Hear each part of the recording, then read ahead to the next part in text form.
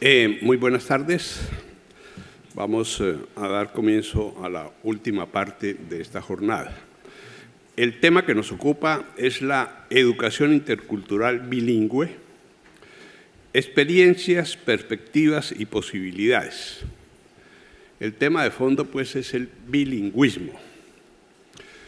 ¿Y por qué es esto tan importante y cómo hemos llegado a tener este panorama bilingüe mundial?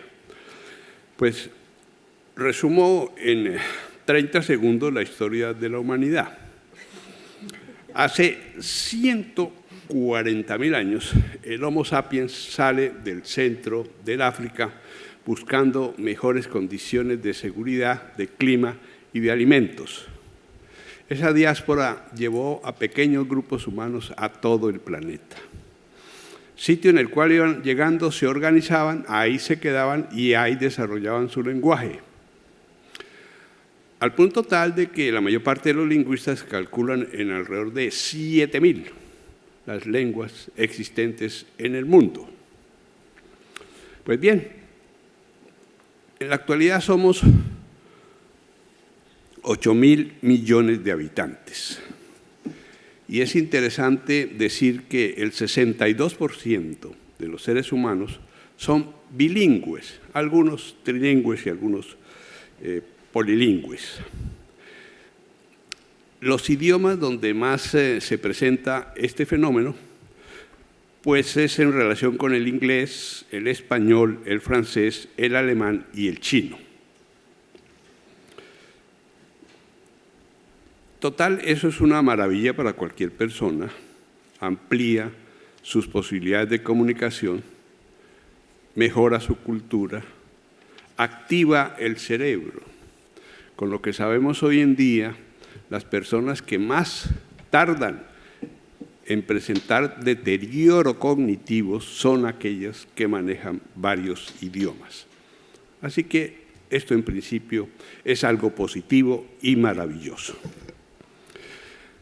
Pero vemos que el bilingüismo no es necesariamente biculturalismo, y ahí comienzan una serie de problemas. Y si bien es cierto, solo 20 lenguas son habladas por más de 50 millones de personas, cada una de ellas, muchísimas son habladas por pequeños grupos. Hay mucha segregación y hay muchísima lengua indígena que no se conoce y que no se estudia, a pesar de que hay tanto interés mundial por conservar esas lenguas que están en extinción. Finalmente añado que existe el pequeño bilingüismo. La Organización Internacional del Trabajo dice que hay 10.000 oficios diferentes y toda persona, aún monolingüe, tiene una segunda pequeña lengua que es el léxico, el vocabulario propio de su área de trabajo. Y también, y termino con esto, ha llegado al mundo a revolucionarlo, a cambiarlo, a dar la nueva forma de comunicación, la lengua digital, que es ahora la lengua de muchos jóvenes en el planeta y que está generando casi que una nueva cultura. Bien, hoy tenemos el gusto de contar aquí con eminentes personas investigadoras que nos van a hablar de diferentes aspectos de este tema. Nuestro moderador va a ser el maestro Dante Cayó, que es magíster en educación, doctor en lingüística, profesor titular de sociolingüística. Además, ha sido decano de la Facultad de Filosofía y Humanidades de la Universidad de Arequipa. Es investigador en muchas áreas de gramática española, la influencia del español en las lenguas amerindias, y es autor de numerosos libros y artículos científicos sobre literatura y lingüística. Y nuestros panelistas van a ser Patricia Ames, que es doctora en antropología, profesora del Departamento de Ciencias Sociales de la Pontificia Universidad Católica del Perú, Ella es coordinadora de grupos de investigación en salud, en relación a la problemática educativa, en relación a la interculturalidad, en relación a la equidad de género y a otros temas absolutamente prioritarios. También ha sido consejera del Consejo Nacional de Educación. Igualmente contamos con la presencia del maestro Bernal Castillo. Él es investigador y profesor de la Universidad de Panamá. Es magíster en Historia de América Latina, también es magíster en Antropología Social y sus investigaciones son múltiples. Tienen que ver con la autonomía indígena, con la educación intracultural bilingüe. Tiene numerosísimas publicaciones. Ha sido consultor del BIT y de la UNESCO. En la actualidad es director de la Oficina de los Pueblos Indígenas de Panamá. Igualmente, es para nosotros un honor la presencia de Victoria Espinosa. Esta maestra es doctora en Ciencias Humanas, magíster en Lingüística de la Universidad de Chile, es profesora emérita de la Universidad de Tarapacá, es secretaria actualmente de la Academia de la Lengua de Chile y tiene numerosísimas publicaciones en áreas como la lexicografía. Así que doy el uso de la palabra al señor coordinador. Infortunadamente, para tanta sabiduría que tienen nuestros panelistas, los tiempos son reducidos. Al final, esperaremos que hayan algunas preguntas, opiniones de los asistentes. Maestro Dante, tiene usted el uso de la palabra. Muy bien. Buenas tardes, buenos días para América. Hoy vamos a conversar sobre la educación intercultural bilingüe, experiencias, perspectivas y posibilidades. Están pues ya con nosotros el doctor Iván Rodríguez Chávez, la doctora Patricia Ames, a mi derecha, el doctor Bernal Castillo y también la doctora Victoria Espinosa.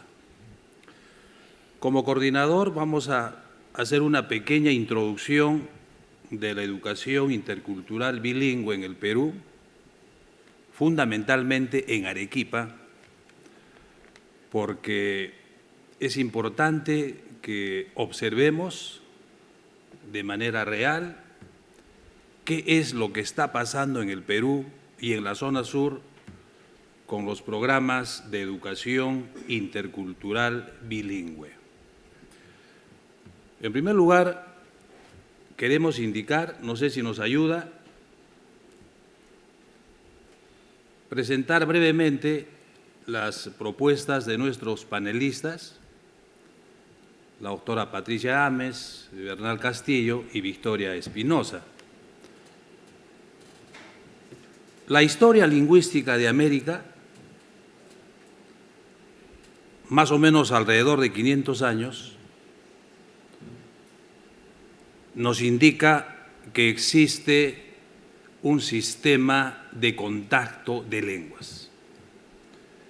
Desde la llegada de los españoles al sur y portugueses a la parte del Brasil y en el norte franceses e ingleses. Entonces estamos hablando de encuentro de lenguas, de contacto lingüístico. Sin embargo, muy poco en América y en el país se ha examinado, se ha generado programas de educación intercultural bilingüe a partir de las experiencias de la lingüística contemporánea y la sociolingüística. En la mañana el doctor Casani hablaba sobre esta situación, que era importante ver este problema desde el punto de vista científico. Es decir, para generar programas de educación intercultural bilingüe, es importante reconocer los aportes teóricos y metodológicos de la lingüística y la sociolingüística, y nosotros brevemente vamos a iniciar esta exposición con el caso de contacto de lenguas.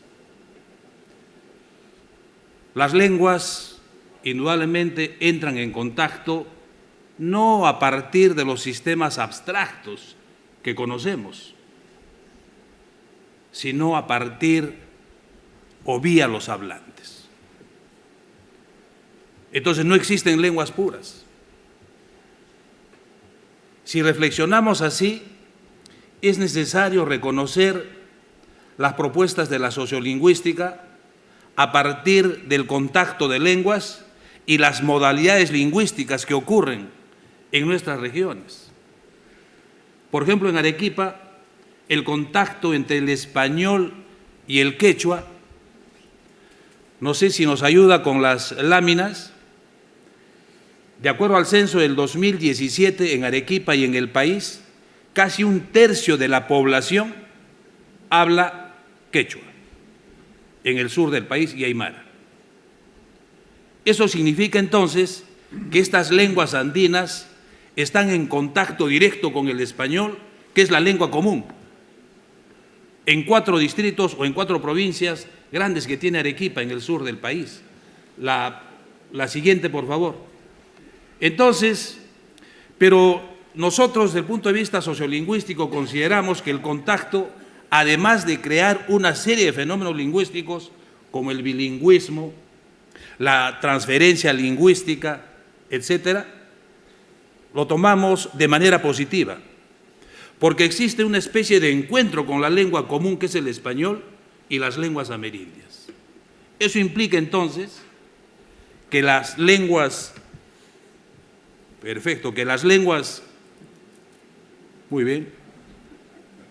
que las lenguas amerindias enriquecen la parte del léxico, la morfología, la sintaxis y también en algunos casos el aspecto semántico.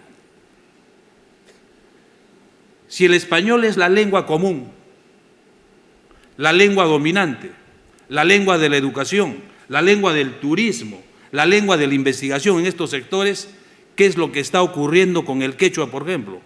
Es una lengua que se viene utilizando en la familia, en la casa, en la agricultura, etcétera.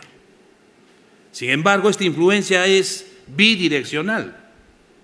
El español influye en el quechua y el quechua influye en el español.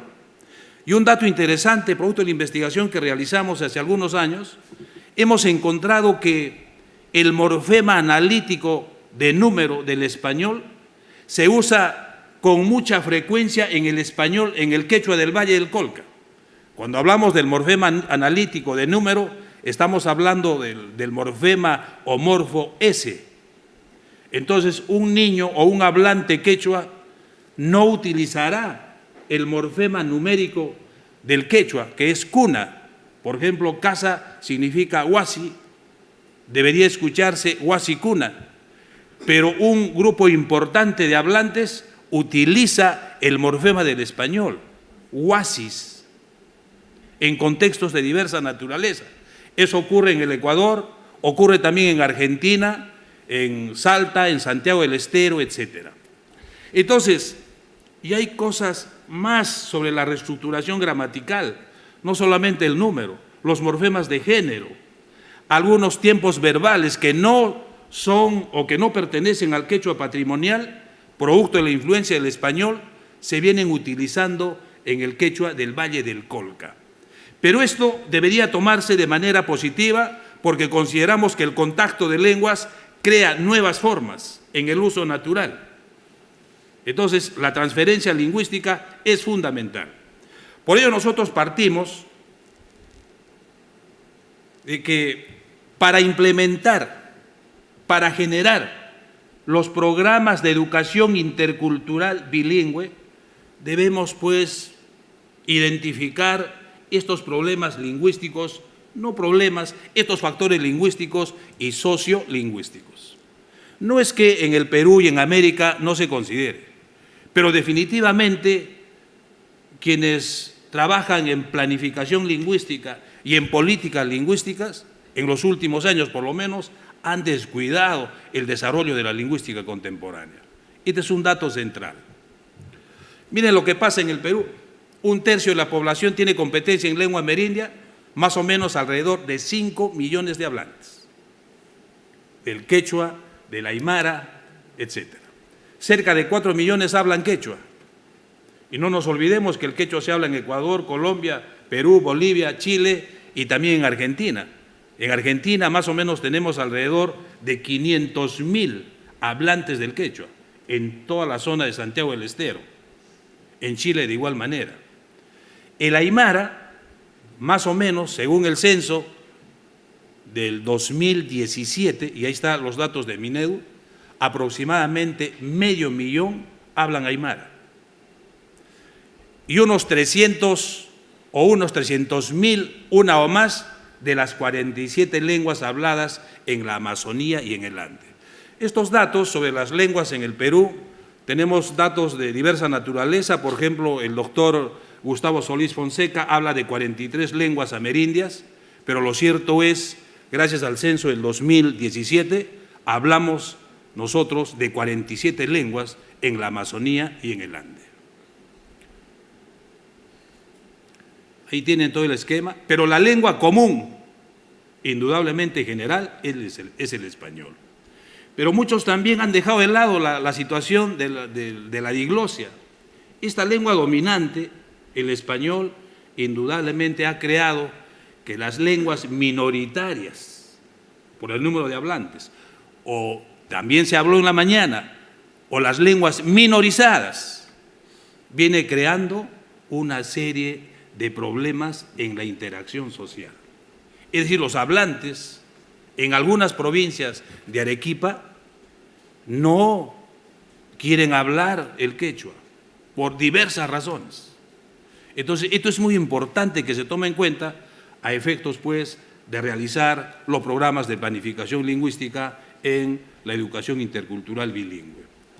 Dos cosas importantes. Como dice la doctora, una de las investigadoras más importantes en las últimas décadas en el campo de las lenguas amerindias, Madeleine Zúñiga, dice que a partir del reconocimiento como lengua oficial del quechua en 1975, prácticamente el Perú se constituye en una especie de vanguardia, ¿no?, en la legislación en América. Pero nosotros partimos también de la idea de que las normas no vienen resolviendo el problema de la educación intercultural bilingüe. Miren, 1575, el virrey Toledo llega a la zona sur del Perú, Arequipa. Se encuentra que los hablantes no solo conocían el quechua y el aymara, sino también el puquina. Sigue bajando al sur, llega a Puno, a Platería, también se encuentra con hablantes del aymara, del quechua y del puquina. Llega a Moquegua, Tacna y luego a Chile, Bolivia. En Potosí también hablaban el quechua, el aymara y el puquina. ¿Qué hace el virrey Toledo en 1575? Reconoce como lenguas oficiales en el Perú al quechua, al aymara y al puquina. Y el puquina prácticamente ha desaparecido, ya no es instrumento de comunicación. Las normas, las leyes son importantes, pero en el Perú en los últimos 30 o 40 años no vienen resolviendo el tema de la educación intercultural bilingüe. Tenemos la Constitución del 93, que también reconoce no solo al quechua, sino a las lenguas amerindias, pero falta muchísimo más por hacer. El Perú cuenta en el momento, datos del Ministerio de Educación, con 26.862 instituciones de educación intercultural bilingüe, de las 47 lenguas amerindias, y tiene alrededor de 26.000 centros educativos. Están las normas, están los proyectos, pero estos programas no funcionan a cabalidad, porque se necesita la presencia real de gente que conozca, que analice, que examine. Tenemos los expertos en el Ministerio de Educación, en las universidades del país, hacen todo el esfuerzo, pero en el momento, en la zona sur, en Arequipa, estos programas no funcionan, ni siquiera a cabalidad, no funcionan. Tenemos entendido, con la participación de la doctora Ames, que en las lenguas de la Amazonía, etcétera, tienen un trabajo mayor. Ahí tenemos la norma fundamental, la Constitución Política del Estado del 93 reconoce al quechua y las lenguas de la Amazonía como lenguas oficiales, pero esto no basta. Planteamos algunas propuestas, producto de la experiencia y el trabajo que realizamos, y esto indudablemente está en relación a lo que hemos escuchado en las diversas ponencias en este Congreso: elaborar materiales didácticos. El Ministerio de Educación del Perú viene elaborando un conjunto de materiales didácticos en lexicología, en gramática, en fonética, pero falta el trabajo, por ejemplo, para renovar, para mejorar la expresión oral, el video. Pocas actividades de esta naturaleza. Fortalecer los conocimientos culturales de los pueblos amerindios. Esto puede ser letra muerta, pero deberíamos identificarnos plenamente con la cultura, porque las lenguas son bienes culturales. Ya que Nedele Pike, a partir de la década del 60, el siglo pasado, el norteamericano, no solo trabajó recuperando algunas lenguas de la Amazonía, sino señalaba con mucha claridad que para el examen de las lenguas naturales, fundamentalmente amerindias, era necesario tomar en cuenta algunos aspectos, algunos factores, los factores diatópicos, los factores diastráticos, los factores indudablemente sociales y también los factores diafásicos. Las lenguas a través del tiempo cambian y eso es necesario.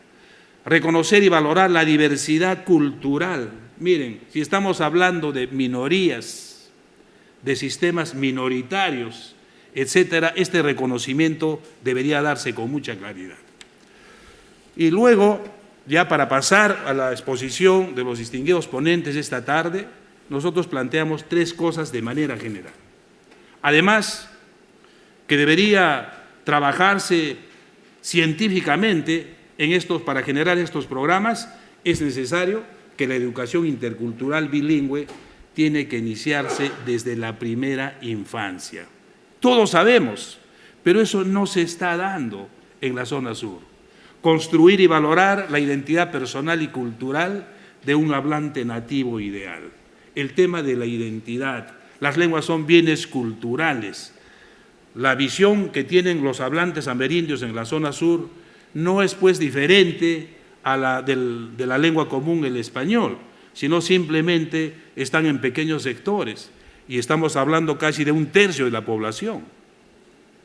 Y desarrollar principios de justicia, todos estarán de acuerdo con nosotros: paz, tolerancia y respeto mutuo.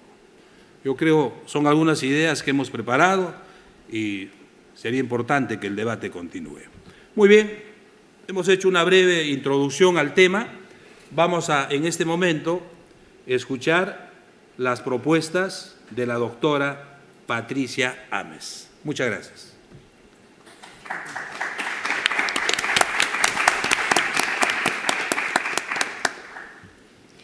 Bueno, muchas gracias. Primero quisiera agradecer por la invitación a participar en este evento y felicitar a los organizadores por incluir el tema de la interculturalidad y la educación intercultural bilingüe como uno de los ejes del Congreso.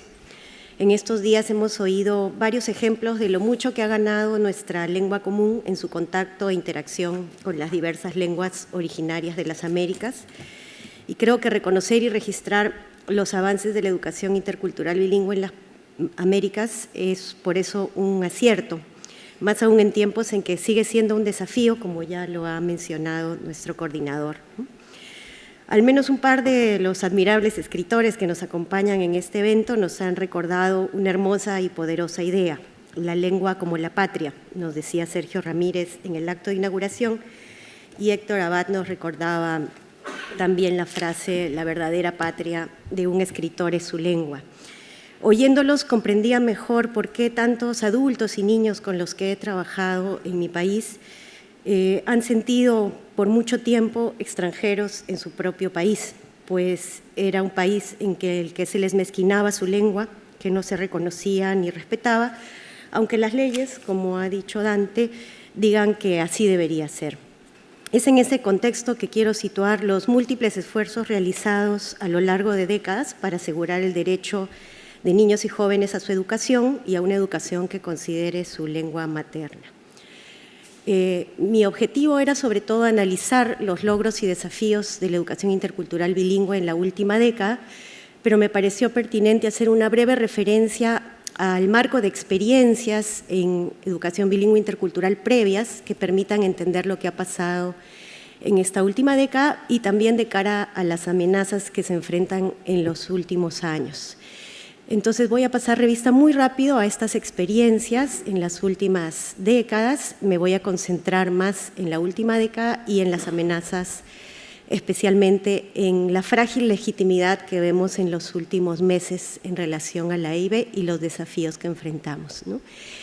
Desde muy temprano, a principios del siglo XX ya habían intentos, ¿no?, de educación bilingüe intercultural, pero me voy a referir sobre todo a las experiencias de las últimas décadas, desde los 60, donde hemos podido rastrear más de 36 proyectos que han tratado de revertir la predominancia de una escuela ajena a la lengua y la cultura de los estudiantes, ¿no?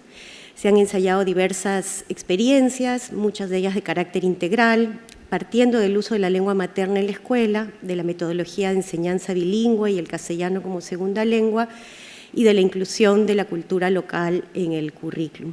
Se han producido materiales, se han capacitado docentes y vemos muchos enfoques diversos en estas distintas experiencias. Han habido distintos periodos a lo largo de estas décadas, donde voy a resaltar solo algunas cosas centrales por el tiempo. Por ejemplo, un primer periodo de implementación, ¿no?, donde surgen algunas de estas experiencias pioneras, que tratan de establecer las bases de una educación bilingüe. Quizás de esta lámina resalto el proyecto de educación bilingüe de Puno, justamente en el sur andino, como mencionaba el profesor Dante, que fue muy significativo para el desarrollo de la EIB en el sur andino.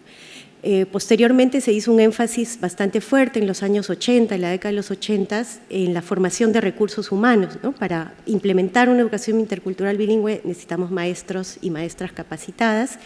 Y aquí quisiera hacer énfasis en un programa que continúa, que es el Formaviap, el programa de formación de maestros bilingües de la Amazonía peruana, que continúa hasta hoy y que ha formado muchos maestros nativos de los pueblos originarios de la Amazonía y continúa haciéndolo.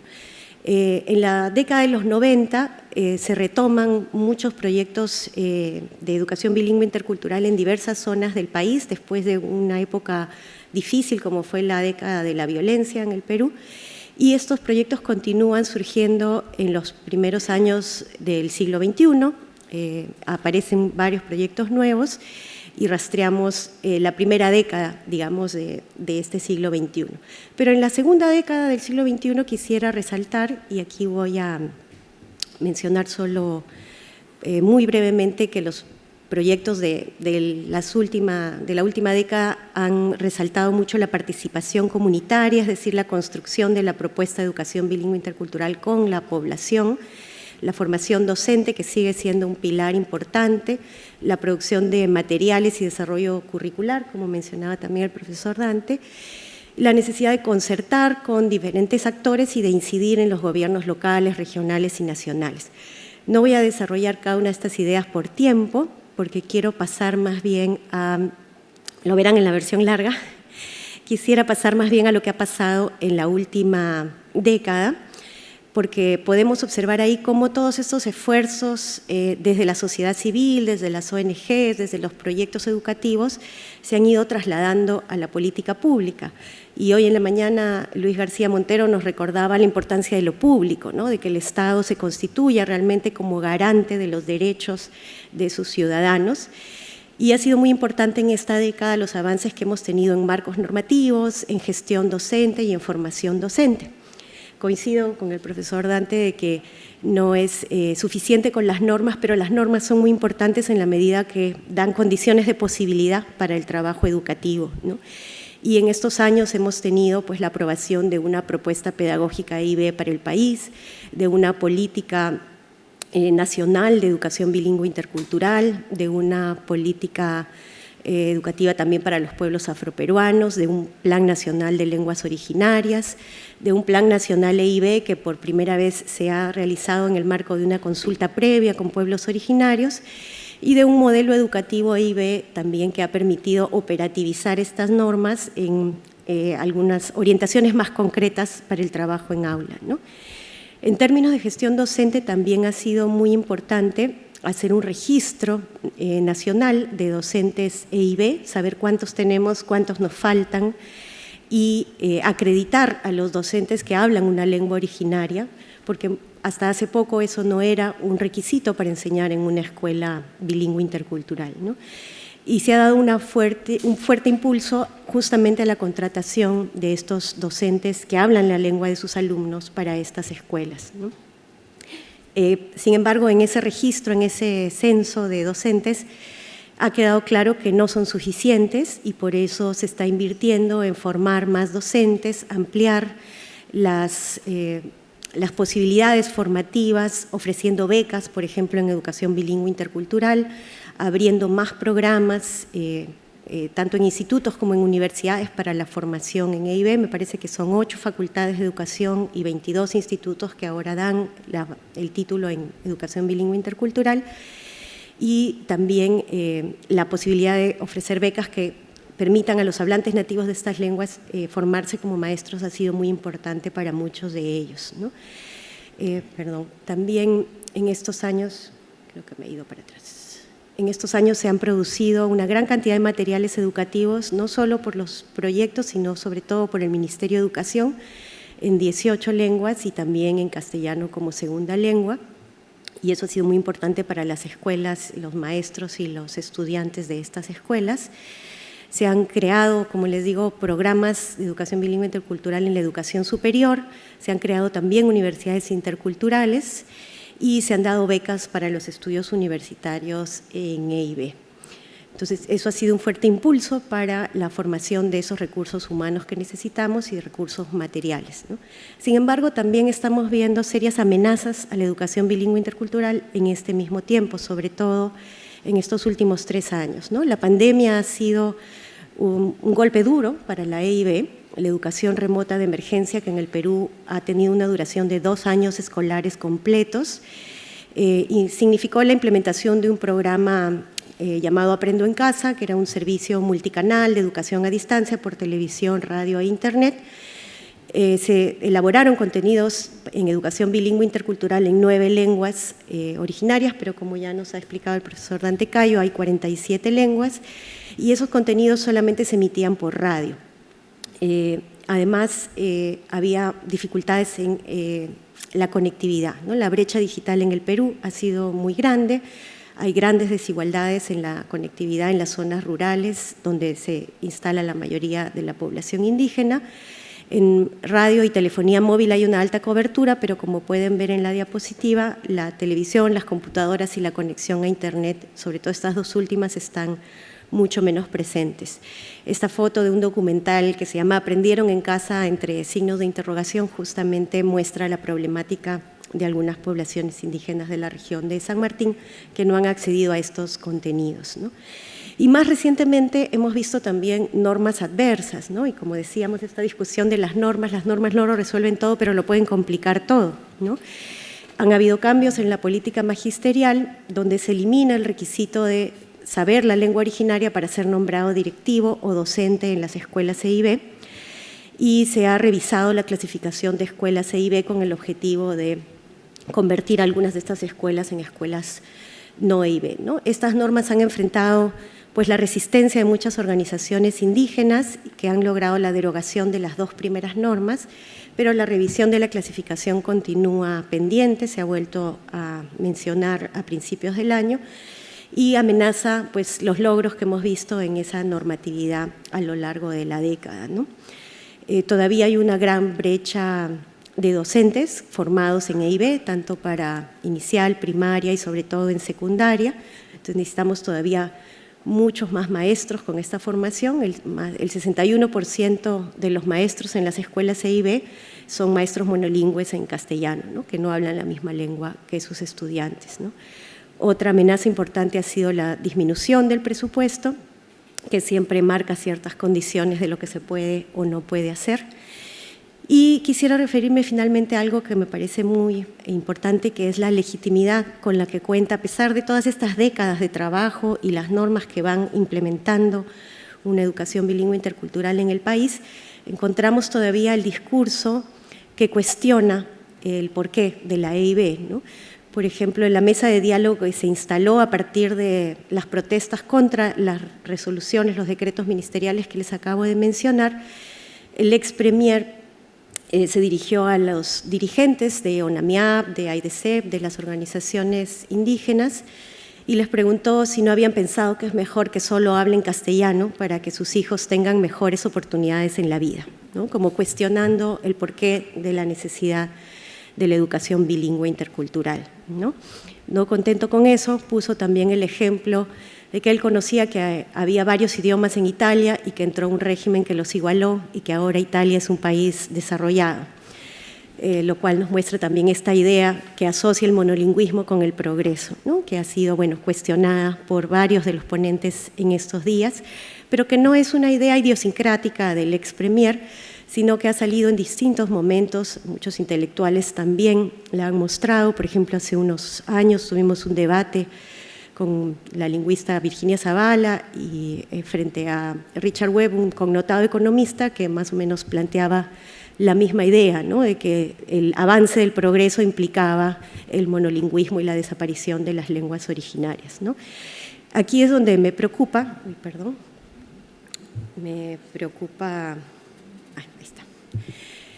preocupa que estas ideologías continúan presentes en nuestro país de múltiples maneras y nos obligan a revisar varios desafíos a pesar de los muchos logros que tenemos, ¿no?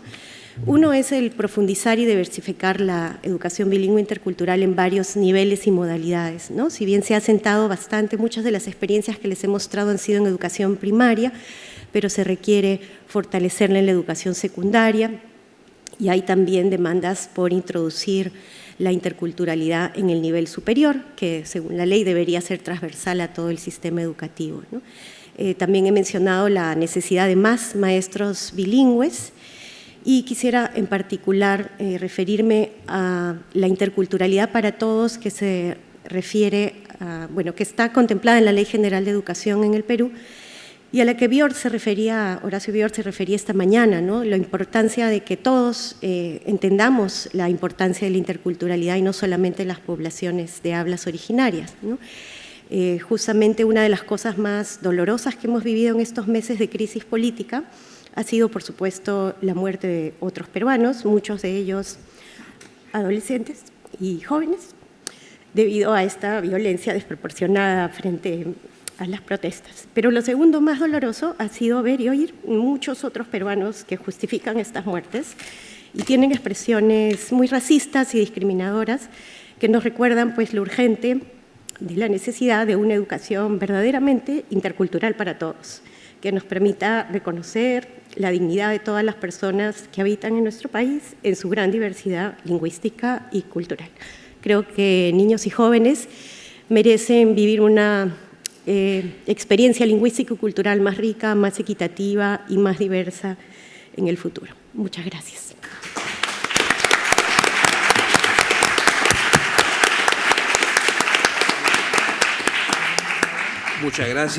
Muchas gracias, doctora Patricia Ames. Y aquí queremos rendir también nuestro homenaje a grandes maestros de la Pontificia Universidad Católica del Perú, quienes han trabajado no solo en la recuperación de las lenguas naturales, el caso, por ejemplo, del doctor Alfredo Torero, el doctor Rodolfo Cerrón Palomino, y en los últimos años, el doctor Roberto Sariquey. Miren, en América existen alrededor de 500 lenguas amerindias. Vamos a dar ahora una mirada a lo que ocurre en Panamá. Entonces recibimos al doctor Bernal Damián Castillo, quien es profesor de antropología en la Universidad de Panamá, y él tiene una propuesta sobre el tema que nos ocupa. Adelante, maestro. Taite, Kwanagan, Emi Cedo Wegi Europagin, Waidar Yala, Miscuadunay, Aveyalayin, Panamayin y en América. Buenos días, buenas tardes, mucho aquí, en mi lengua materna, y que En América, que le decimos Abya Yala, que es lengua materna cuna, allá es buenos días. Primero siempre hacemos esto por un acto protocolar a la lengua materna. Nuet. Nuet no significa gracias. Adelante. Sí. Nan karba burba igar. Esa es la traducción que de partida hacemos lo que es la educación integral bilingüe o educación bilingüe intercultural. O sea, sería dos formas de hablar de la educación. ¿Yo controlo aquí? Sí, adelante. Control para pasar.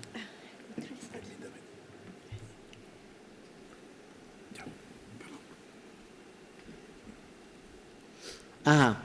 Aquí brevemente por el tiempo, aquí están las 6 comarcas indígenas de Panamá, pero en sí son 12 territorios en los cuales se ubican los territorios de Panamá por los pueblos indígenas, ¿no? Primeramente, ¿de dónde surge el idioma? De todos los idiomas, surge la madre tierra. Telmoyir, el cielo, Napa, tierra, Diguar, el río, Sapi, de los árboles, y Mubili, del mar. Ahí surgen los nombres, ahí surgen los idiomas en todos los pueblos del mundo. Algo brevemente de quiénes somos los cunas, los ocunadules. Somos hombres de la llanura, somos hombres de oro. Es nuestro idioma, Marbia Daniki. ¿Quiénes somos? Somos dules. Que yo puedo decir, por ejemplo, si yo digo Petoa, Andoa, yo puedo decir Colombia Dola, Al España Dola, soy de España. Soy significa, el significado de la palabra Dola significa de donde yo soy. Por ese motivo, primero lo que estudiamos de educación bilingüe es la historia, la lengua materna, luego el castellano. Esas son propuestas que también en Panamá hemos trabajado. Por eso, aquí brevemente el proceso histórico de la educación bilingüe en Panamá.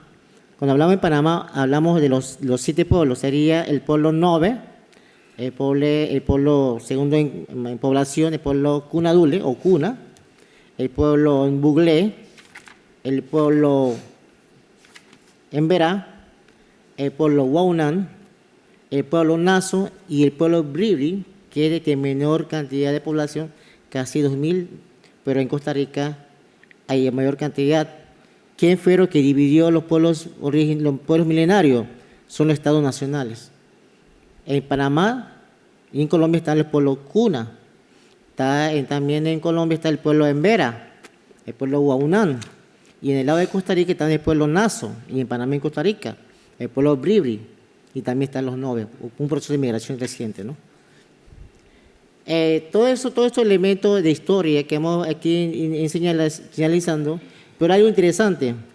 Cuando hablamos de la educación bilingüe intercultural, en el caso del pueblo Cuna, fue apoyado por iniciativa de las autoridades cunas y fue apoyado por la Agencia Española de 2004. Ahí es donde comenzó, porque en otros pueblos indígenas no se estaba implementando. Ahí se implementó porque las autoridades tradicionales vinieron aquí para que se implementara esa educación. Y aquí están más o menos los resultados de esta educación.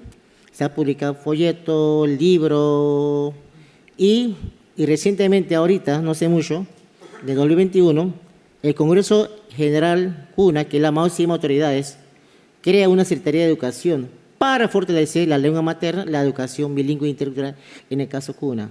Los demás pueblos indígenas de Panamá no tienen esto, tienen otra estructura, pero estamos trabajando internamente, pero para que se fortalezca a la niñez. Aquí rapidito, la comparación de la RAE versus el CUNA. Vemos, los vocales son iguales, A, I, O, U. Pero los consonantes de la RAE son más, mientras en el CUNA son pocos. 27 letras y 15 letras. O sea, ha habido modificación actualizada, que nosotros los pueblos CUNA lo estamos actualizando para consolidar. Aquí la característica idiomática del CUNA, que son artículos, género, plural, verbo, proposición, edición. hay varias formas del habla cuna, el Dulegaya. ¿Dónde viene, repito, el idioma? ¿Dónde surge el idioma? La lengua materna, se une a la madre tierra. Igualmente sale en los cantos sagrados, en las medicinas. Por ejemplo, yo vi aquí a la doctora Patricia, no sé si yo vi bien o vi mal, con mis ojos, hay algo que pusiste Nele en el folleto, doctora Patricia. Ahí yo vi algo así, pusiste algo Nele, porque la palabra Nele en el cuna también es un personaje evidente que ve las cosas. Yo vi que se puso en su...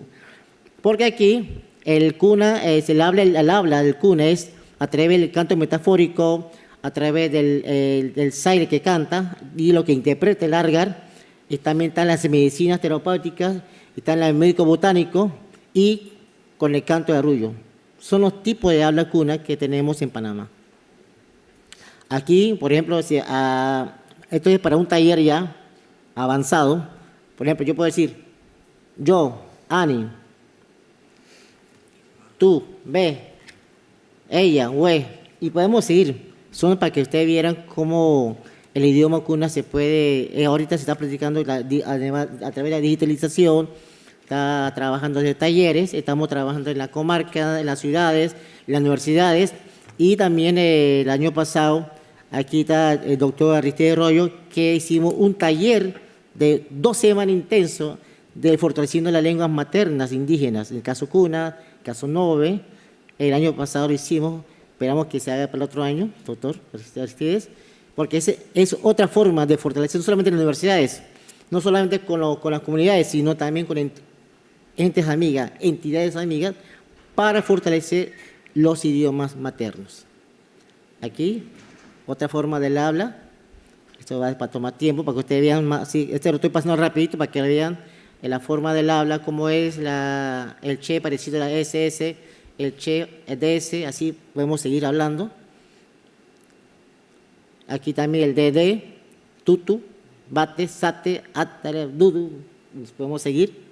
Bueno, ahora aquí aterrizando ya la situación de la EIB en Panamá. Panamá es un país multicultural.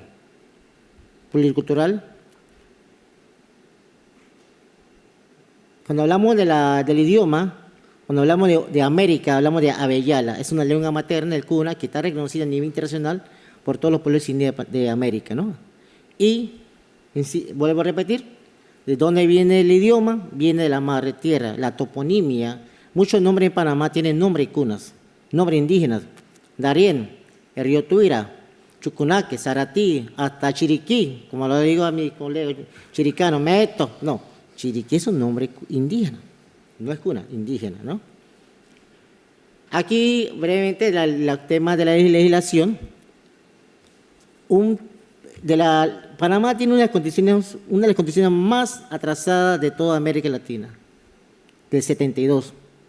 Tenemos reformas, son, como yo le digo, parches. Parchamos, pero allí para fortalecer el idioma en Panamá, la lengua materna, hay que hacer una reforma de la Constitución, porque solo se le reconoce el castellano, el español, pero no se reconoce el idioma de los pueblos indígenas. No se reconoce la religión tampoco. Son temas espirituales. Y luego avanzó a través del Ministerio de Educación la Ley 34 del 95, hablamos ya de la educación bilingüe intercultural. También se crea en el 98 la primera coordinación de pueblos indígenas, en el MEDUCA.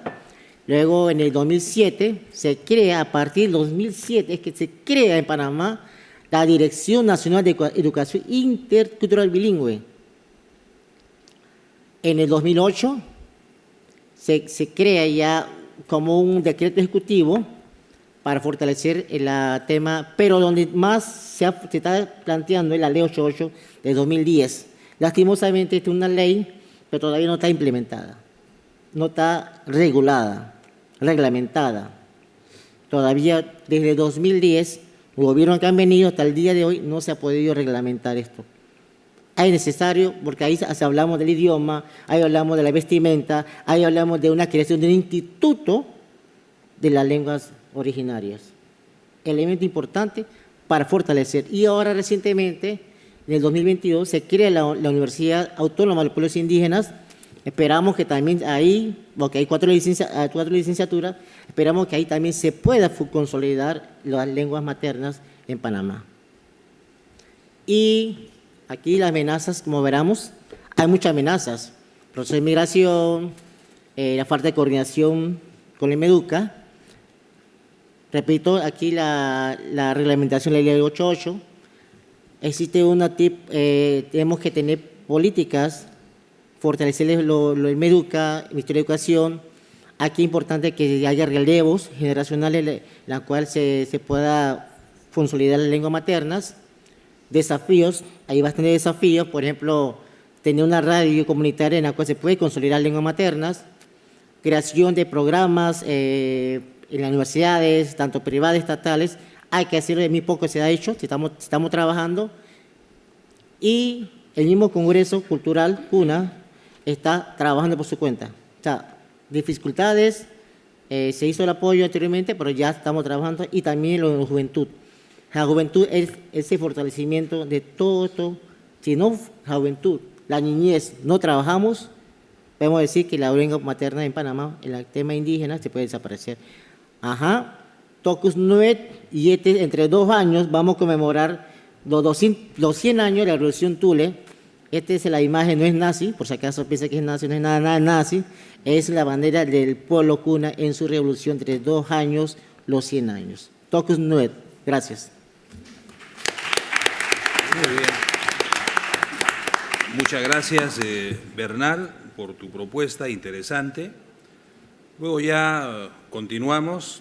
Está con nosotros también la doctora Victoria Espinosa Santos, académica de número de la Academia Chilena de la Lengua, investigadora también en el campo de las lenguas amerindias, distinguida maestra de la Universidad de Chile, de la Universidad de Tarapacá, la doctora Victoria Espinosa con ustedes. Adelante. Gracias.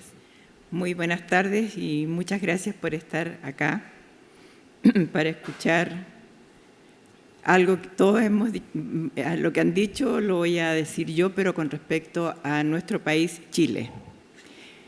El objetivo de este estudio es dar a conocer los avances que se han realizado sobre la aplicación de la educación intercultural bilingüe en Chile. Los antecedentes que les voy a dar se han obtenido desde distintas fuentes, tanto bibliográficas como informes del Ministerio de Educación y participantes relevantes del proceso, los cuales los últimos aportaron con su experiencia. La implementación de la educación intercultural bilingüe ha demorado en Chile. Las razones son de variada naturaleza. No me voy a referir a ellas aquí para no perder el tiempo que tenemos destinado. Las comunidades indígenas, en todo caso, estuvieron invisibilizadas por muchos años, en realidad siglos. Esta situación ha ido cambiando en el tiempo con muchas dificultades y no como se quisiera.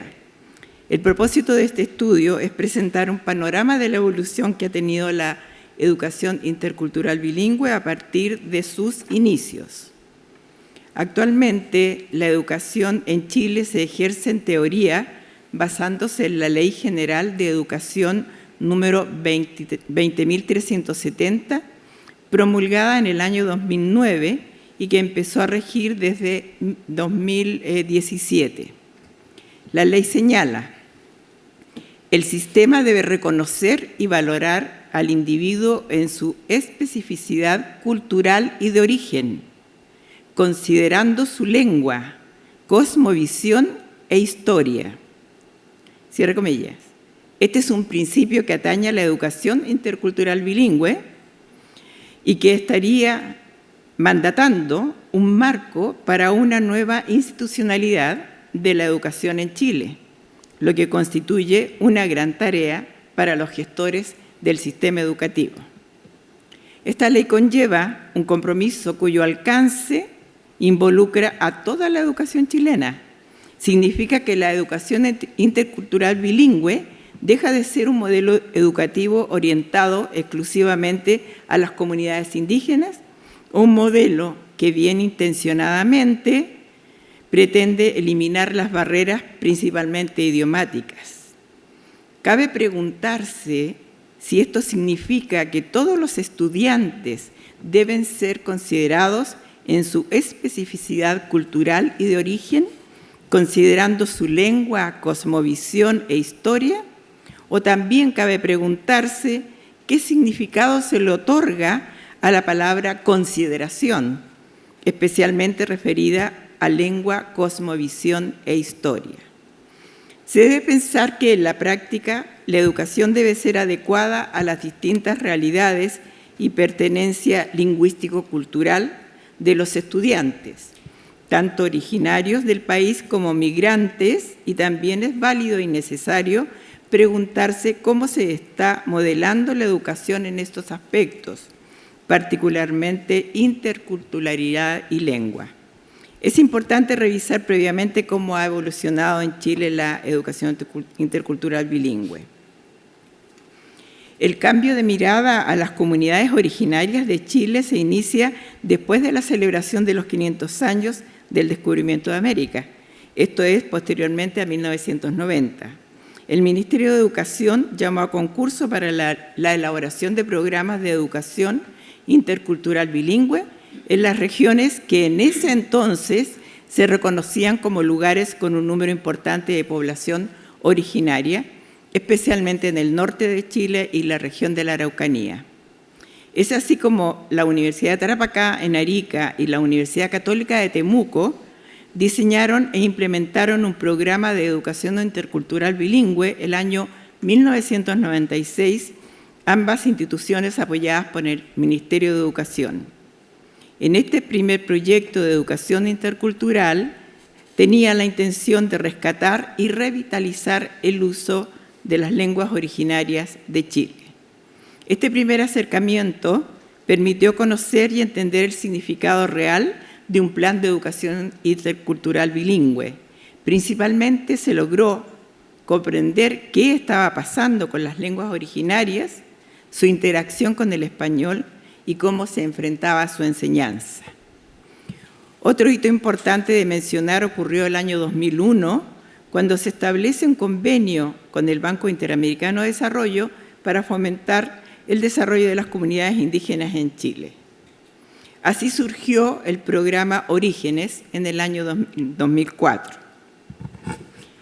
Este tuvo como propósito, comillas, mejorar de manera sostenible las condiciones de vida de las comunidades originarias aymara, atacameño y mapuche, se agregó aquí el atacameño, en el área rural y promover su desarrollo con identidad, particularmente en los ámbitos económico, social, cultural, ambiental y jurídico. Es decir, no estaba fundamentalmente la lengua. La población potencial del programa correspondió a familias pertenecientes a estas comunidades localizadas en el área rural de la primera, segunda, octava, novena y 10ª región. De acuerdo al censo de población del año 1992, este universo de familias era de 47.179 familias. En el caso del componente educación, se eligieron un total de 162 escuelas localizadas en las 44 comunas antes indicadas. No se consideraron comunidades tales como Diaguitas, Rapanui, Alacalufes y Llamanas. No se tenía conocimiento de la existencia de las comunidades Coya y Quechua. El año 2006 se aprobaron en el ámbito educacional los contenidos mínimos obligatorios del sector de lengua indígena, oficio 114, por el Consejo Nacional de Educación de Chile. El año 2009, el Ministerio de Educación establece los objetivos fundamentales y contenidos mínimos obligatorios para la creación del sector lengua indígena en la enseñanza básica, lo que permitió iniciar el diseño de programas de estudio para las lenguas aymara, mapuzungún, quechua y rapanui. A partir de 2010, el programa de educación intercultural bilingüe pasa a formar parte de la División de Educación General del Ministerio de Educación y releva dos componentes: fortalecimiento del sector lengua indígena e interculturalidad en el espacio escolar. Se crea la asignatura Lengua Indígena por el Ministerio de Educación el año 2010. Además, se compromete a respetar una serie de acuerdos internacionales con UNESCO y la Organización Internacional del Trabajo. A partir del año 2012, con la puesta en marcha de las nuevas bases curriculares, surge la posibilidad de abordar el currículum de forma inclusiva, lo que implica que el docente deberá considerar la diversidad presente en su sala de clase al momento de llevar a cabo su trabajo pedagógico. Si esto se entiende, lo que significa realmente es que si tienen alumnos bilingües, tendrá que trabajarse en las dos lenguas. Durante todo este periodo, en lo que se refiere a pueblos y lenguas originarias, no hubo absoluta claridad sobre qué pueblos y qué lenguas debían considerarse. Esto ocurrió por diversas razones, que si me refiero aquí me demoraría mucho más. Lo que sí es importante tomar en cuenta es cuáles son los pueblos originarios que serán considerados en esta transformación del currículum escolar. Particularmente es importante saber qué estudiantes serán considerados pertenecientes o descendientes de comunidades indígenas, aquellos a quienes, desde que se inició la aplicación de la educación intercultural bilingüe, se les consideró como receptores de un modelo educativo especial que, entre otras características, considera la lengua propia de la comunidad a la que pertenece, o sea, un enfoque solo dirigido a los estudiantes bilingües. Siempre ha sido un conflicto el reconocimiento y precisión de los pueblos originarios de Chile. Esto se ha debido también a varios factores que van desde el desconocimiento hasta la invisibilización de los pueblos originarios del territorio chileno. Se puede mencionar situaciones históricas, gubernamentales, culturales y geográficas. Todos estos factores contribuyeron en mayor o menor medida al ocultamiento de agrupaciones humanas y a la aculturación y transculturación, perdiéndose así lentamente lengua y cultura de muchas de ellas. Por otra parte, al significado de la palabra indígena, definido como originario del país de que se trata, según el Diccionario de la Lengua Española, se ha agregado en el uso una acepción no reconocida oficialmente, que comporta un sentimiento de menosprecio. Tanto es así que el mismo indígena oculta su condición y la de sus hijos, ocultando también sus prácticas culturales y lengua. Claramente existe una contradicción entre el concepto indígena y el sentimiento de ser indígena. Es un tema muy interesante que requiere un profundo análisis por sí solo. Esta situación ha ido modificándose de manera favorable con el tiempo, especialmente desde las comunidades indígenas que empezaron a interesarse e involucrarse, como hemos comprobado, en proyectos de rescate de sus culturas y lenguas. Paralelamente a la Ley de Educación, es importante considerar la Ley Indígena 19.253 de 1993, que reconoce la existencia de 9 pueblos originarios en Chile. Aymaras,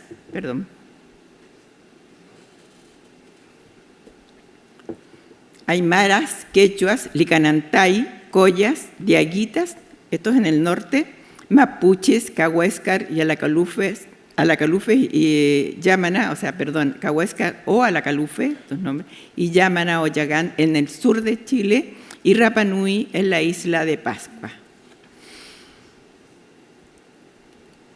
El pueblo aymara está asentado en el norte de Chile, en las regiones de Arica y Parinacota y Tarapacá. Su lengua es el aymara, la que ha perdido considerablemente su vitalidad. En un espacio de 10 años se ha perdido una cantidad importante de hablantes. Los atacameños o licanantay habitan la región de Atacama, por eso reciben también el nombre de atacameños. Los descendientes de esta comunidad se reconocieron a sí mismos como un grupo independiente principalmente por las prácticas culturales y lengua que los diferenciaba de otros grupos cercanos. Es decir, anteriormente no eran reconocidos, pero posteriormente se empezaron a dar cuenta que ellos tenían algunas diferencias culturales y algunas diferencias, de lingüísticas que les llamó la atención y descubrieron que eran un pueblo aparte. Su lengua, el kunza, se dejó de usar, aunque quedó plasmada en la toponimia y en manifestaciones culturales. Los quechuas constituyen una comunidad que se ha reconocido tardíamente, se ubican en la región de Atacama, se sabe poco sobre su presencia en este territorio, se vinculan a los collas y a los changos. Este pueblo hace muy poco tiempo que se identificó como tal. Cabe mencionar también que, así como otros pueblos, los quechos se distribuyen en un territorio que alcanza hasta los países vecinos de Argentina, Perú y Bolivia, por lo que bien puede haber migrado a Chile en épocas pasadas. No conservan la lengua quechua. El pueblo colla también se ha vinculado cultural e históricamente con el mundo andino. Los estudios señalan que son descendientes de familias de diversas etnias que emigraron desde el noroeste argentino y sur de Bolivia. La comunidad colla tiene presencia mayoritaria en zonas urbanas y precordilleranas, desde la localidad de Tierra Amarilla hacia la región de Atacama. Se desconoce si tuvieron una lengua propia. De acuerdo a antecedentes lingüísticos de la región, tienen mayor cercanía con el quechua. La comunidad indígena denominada Diaguita está conformada por un conjunto de pueblos que hablaban un idioma común, el cacán. Se encuentran ubicados en el noroeste de Argentina, en los valles calchaquíes y en el norte chico de Chile, actualmente desde la región de Atacama hasta la región de La Serena.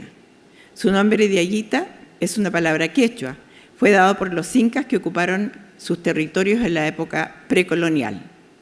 La lengua diaguita, al igual que el kunza, perdió su uso y solo puede ser estudiada por la información que proporciona la toponimia, antroponimia, fitonimia y zoonimia.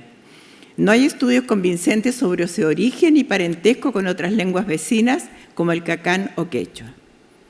La comunidad indígena ubicada en la isla Rapa Nui, los pascuenses, pertenecientes a la región de Valparaíso, es un pueblo de origen polinésico cuya lengua, el Rapa Nui, actualmente es hablada por una comunidad muy reducida. Esta lengua, así como el aymara de Chile, están en peligro de extinción por el exiguo número de hablantes.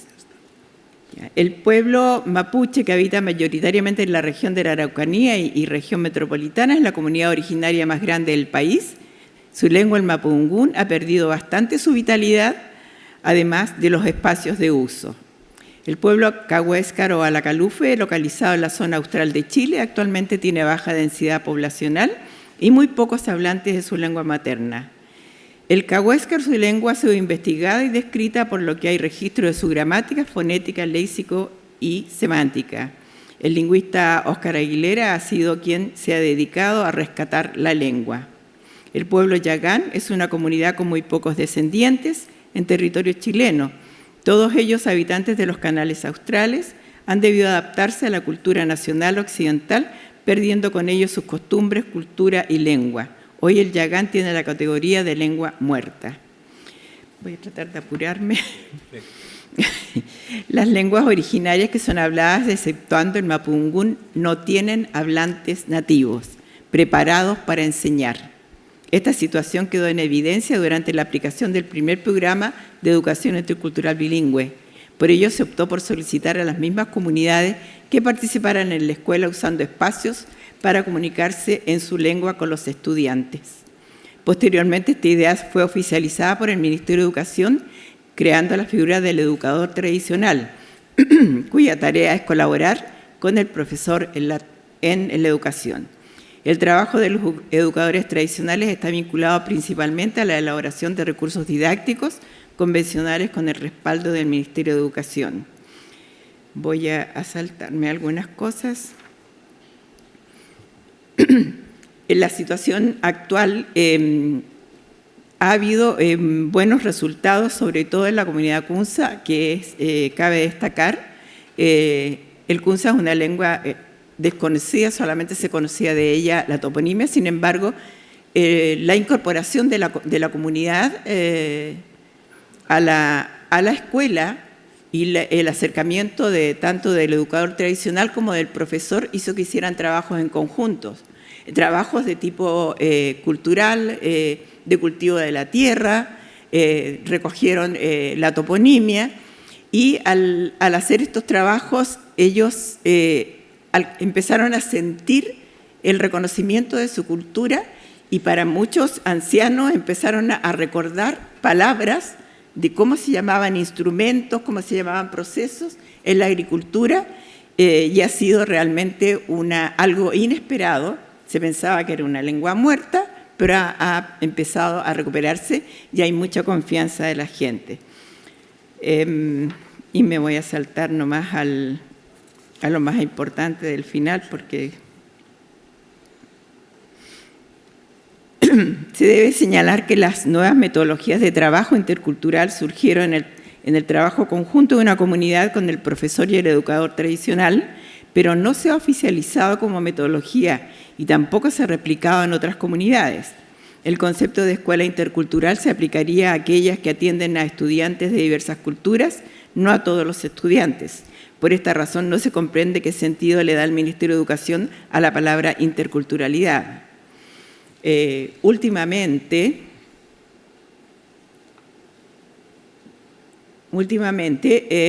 algunos estudiosos han presentado una posibilidad de enfoque educativo que le llaman teoría de la complejidad, donde la interculturalidad sería un intercambio entre los distintos, estudiantes y intercambio de competencias para formar desde la diversidad social y cultural presente en el aula, de modo que se haga uso de estrategias que promuevan el diálogo e intercambio de saberes y que contribuyan a prevenir comportamientos de racismo y discriminación entre los estudiantes pertenecientes a diversos contextos sociales y culturales.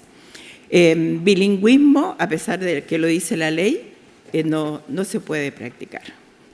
Esa es la realidad. Lamento no poder haber resumido más. Gracias.